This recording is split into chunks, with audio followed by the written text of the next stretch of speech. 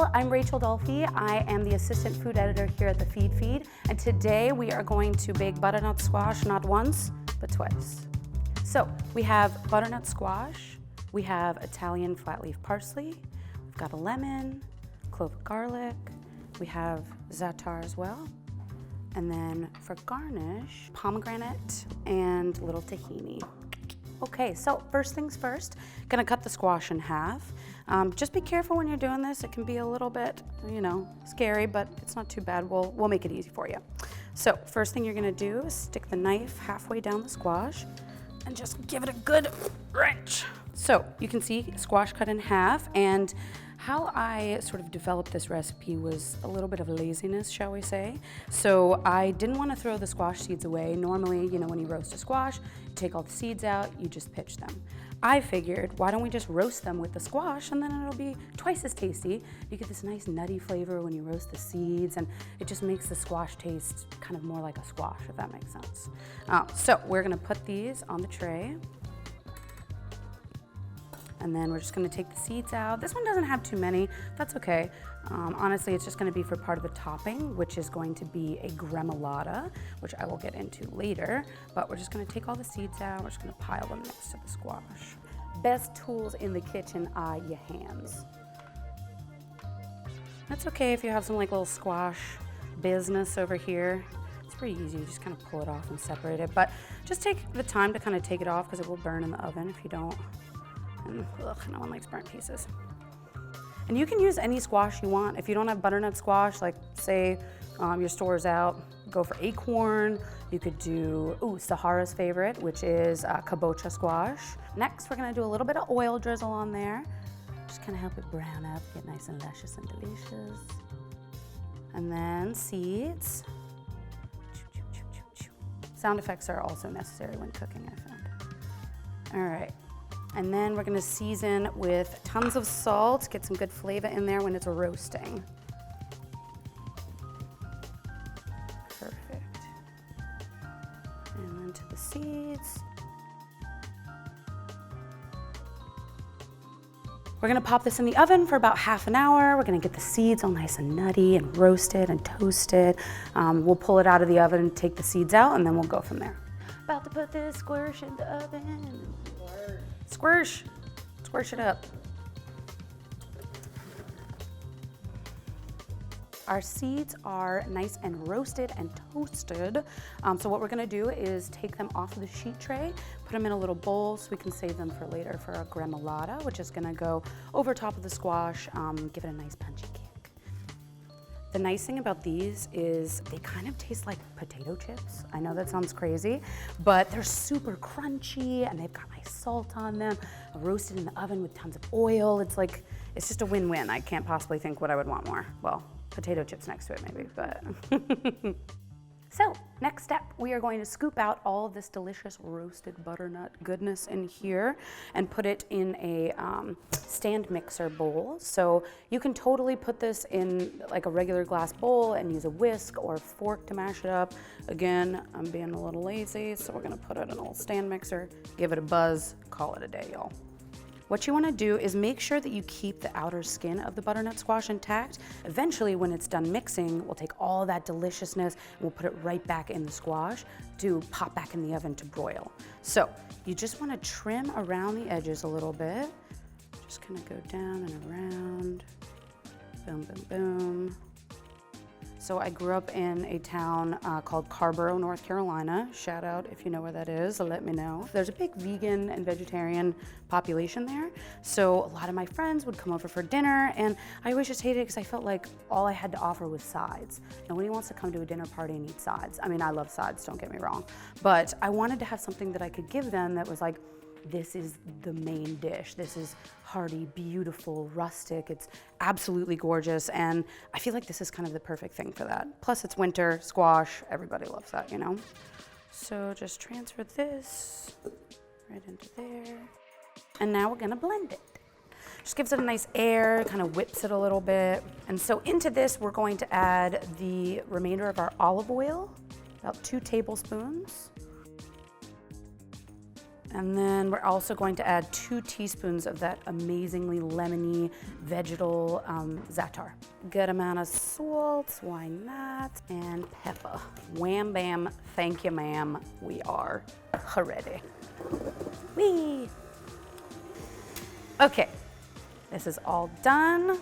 So we're going to put this to the side because we're going to put it back into our squash later. And then we're gonna top it with that delicious gremolata, all kinds of goodness. It's gonna be beautiful. Chef's kiss. Next up, we're gonna make gremolata.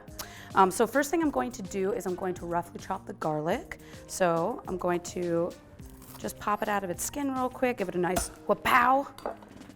And all of this is going to be chopped together later, so don't worry if it's not perfect, no big deal. Just don't get your fingies in the way. Nobody wants that. So next we're going to cut a 4-inch strip of lemon peel from the lemon. You can absolutely just chop the end off and kind of hold it like this and cut the peel off that way. It's totally your call, whatever you feel comfortable with, but if any of my bartender friends are out there, try to do a really beautiful twirl, which I don't think I can do anymore, but we're gonna give it a try. All right, it's going well. We're good. 10 out of 10 so far, y'all. Yes, come on, little babe. And it's kind of like one pass around. So this is about how much you want. Don't go crazy. You don't want to get any of the white on the back. Like this is fine if you have a little bit there, but the pith is what it's called, the white part. It gets really, really bitter if it's folded into the gremolata and it doesn't jive well. So just make sure if you have any white, you just trim off a little bit of it. Now we're going to thinly slice the lemon peel. Next, we're going to take our leaves off of our parsley. This is just a little trick that my mom always did when I was a kid to get the leaves off. Basically, all she does is hold the bunch down and then keep the knife kind of parallel with the parsley, and you literally just shear it off. Boom. And again, this is the lazy man's way of picking parsley. I don't have time to pick all these leaves. I'm tired. We're just gonna do it like this. Boom. Well, look what we're left with. And actually what I do with this, because I'm a total dweeb, I freeze this with all of my veg trimmings and then I make stock out of it because that's just me. You can do all kinds of stuff with it, whatever you want, but don't throw it away, it's good stuff. All right. So you want to just do a little rough chop like that. You don't want to go too far because actually what we're going to do is take our other ingredients, incorporate it back in, and then it'll become this really beautiful mixture that we can sort of sprinkle over top of the squash. So next we are going to put our lemon peel and our garlic, and we're going to chop all of it together with the parsley. So what it kind of does is it breaks down the cell walls of all of the ingredients, and it helps bring out moisture. It helps kind of bring it together, but you'll see once we do it. It's really beautiful once it's done. So you just pile it on top like that, and you're just gonna run your knife through it. You're just gonna do that a couple of times. Boom, boom, and you can kind of take your knife and sort of flip it on top just to mix it up a little bit. You can't necessarily over chop it, but like if you see water sort of start to leak out onto your cutting board, stop, you gone too far. It's okay, it'll still be tasty. All right, so this gremolata has come together. It looks beautiful. So you can see kind of how you get a little bit of moisture on the cutting board there. You can see some of our pieces have gotten a little bit smaller, so you can kind of see some of the lemon peel there, a little bit of the garlic. That's kind of the size you're going for. So we're just going to transfer this into a bowl and then save it for the top of the squash. Okay, last thing we need to do for our gremolata is add our squash seeds back in. Got our squash seeds, and again, this is gonna add just a really nice, nutty, beautiful flavor. It's also gonna give us a little texture too, and a little bit more of this Za'atar. Again, just gonna impart a nice lemony, really beautiful, herbaceous flavor to it as well. And then, as our beautiful Sahara says, we're going to mixy mixy. Ooh, that's gorgeous. Oh, look at those seeds. They're just getting covered by all that gorgeous wild thyme and sesame seeds. You can see the lemon peel and the garlic, the parsley. Oh, y'all, it's gonna be so good. So last thing we're going to do is take out the seeds from this pomegranate. We're going to cut an X in the top and just break it open with a little brute force. Ooh. So pretty.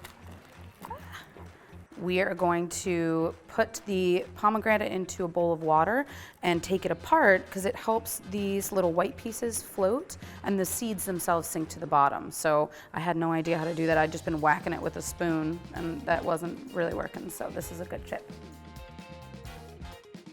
We are going to take our squash mixture, which has the oil and the za'atar in it, and we're just going to scoop it back into the squash so that we can pop it into the oven, do a little broil action on there, get it nice and crispy and delicious, okay?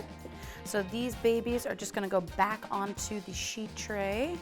We are going to leave those in the broiler for about 4 to 5 minutes. You're going to see it get nice and golden, a little darker in spots, and just to kind of crisp it up a little bit. Best part of the whole day, we're going to top our squash with all kinds of fixins. So gremolata first, take a big handful, and we're just gonna scatter this baby all over, just cover it. Yes. And I did a little extra here because personally I like a little top condiment there. Okay, next we have some tahini here. So that is ground sesame paste if you've never used it before. It adds just like a really intense earthiness. It also just brings up the richness of it as well. Next, a little bit of olive oil. That's just gonna add more body again. It's going to be nice and supple. Ooh, that's a good word. So olive oil, really get it on there. You can just sop up all the squash with it. Oh my God, it's so good. Last but not least, those pomegranate seeds that we took out, and that is gonna add a nice sweet note, a little bit of tartness as well. Just kind of balances the dish out a little bit. Okay, and now it's time to eat. I am kind of savage and I love the skin. It's like a crispy squash chip. I'm like, why wouldn't I? God. Oh my God, it's so good. It's like, you know when your server comes over and asks you how the food is and your mouth is full and you're like, it's really amazing. That's how I feel right now. I love the sweetness from the pomegranate. You get the za'atar, which has that lemony note to it, which picks up on the lemon from the gremolata. A little punch of garlic in there.